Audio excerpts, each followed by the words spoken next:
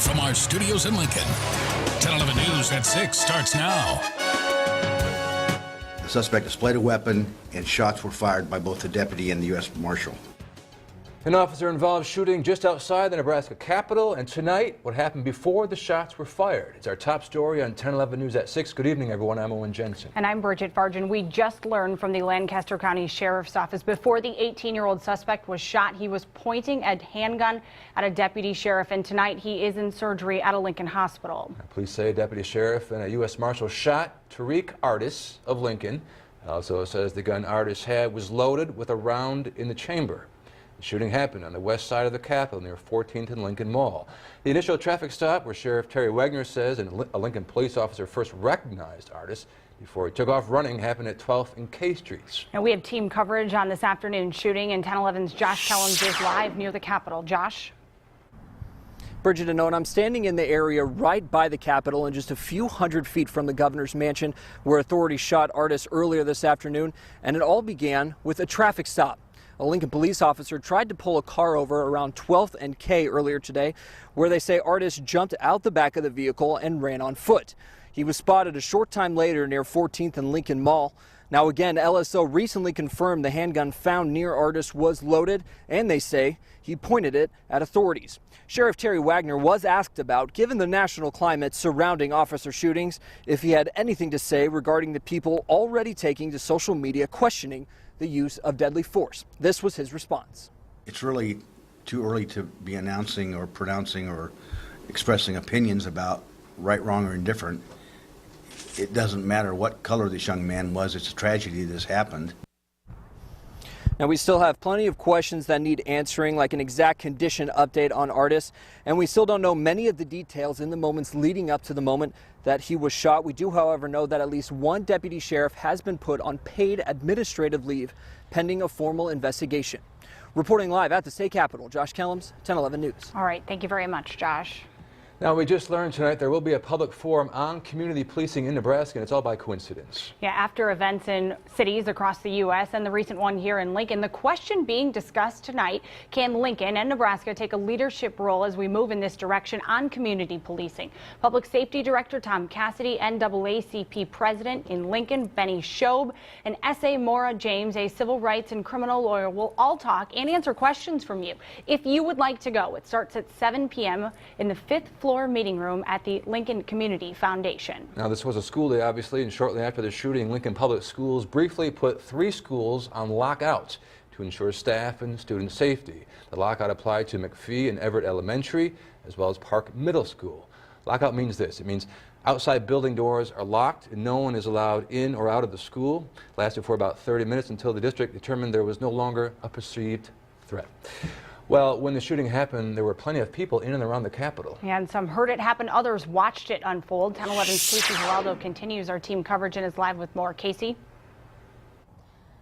Bridget and Owen, people who were here today as this happened tell me it was a scary and crazy thing to happen right outside of the state capitol. I got here around 1 when the investigation was just starting. I heard the sirens from the ambulance that was taking Artis to the hospital, and people I talked with tell me they saw officers run after him, and then they heard what followed.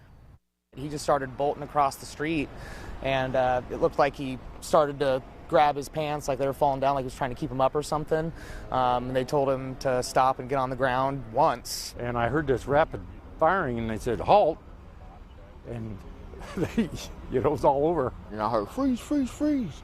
And then there must have been, it looked like sheriffs or whatever. They came down there and said, freeze again. And he fell. When I heard the gunshots, I didn't see actual gunfire, but I heard gunshots and he fell.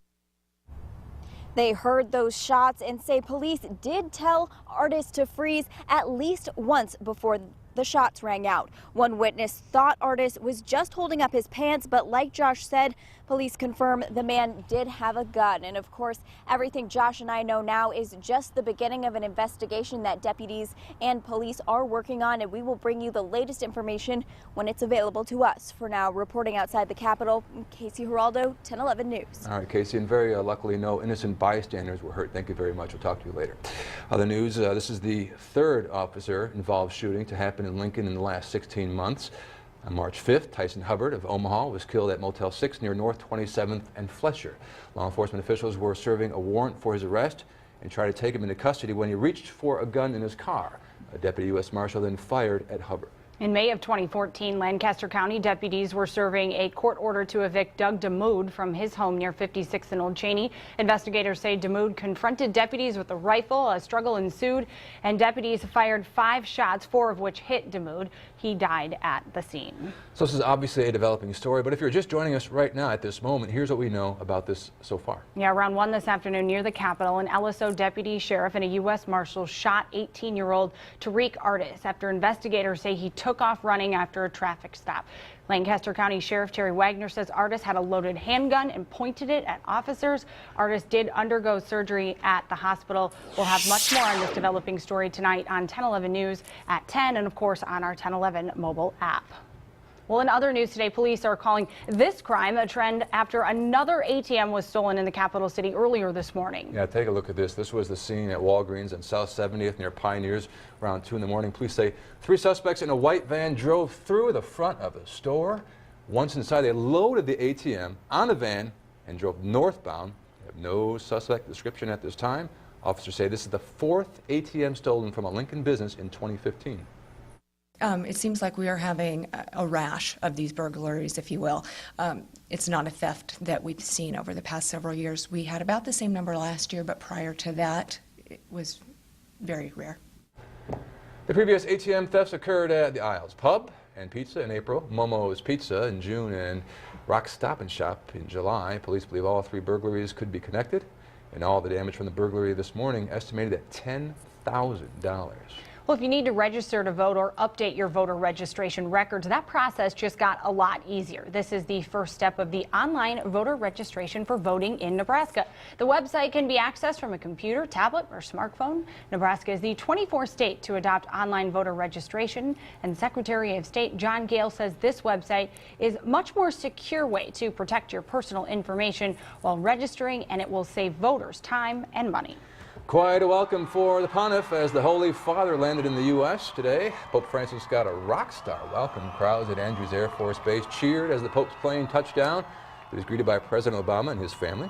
While here, he will be very busy addressing Congress, speaking at the United Nations in New York, and taking part in a Vatican conference on families in Philadelphia.